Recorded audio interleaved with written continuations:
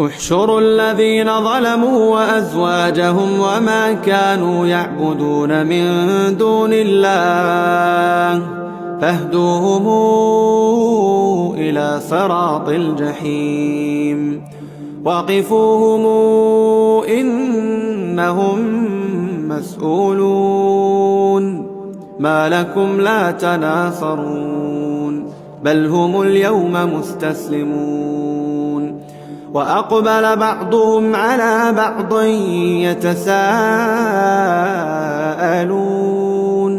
قالوا إنكم كنتم تاتوننا عن اليمين قالوا بل لم تكونوا مؤمنين وما كان لنا عليكم من سلطان بل كنتم قوما طاغين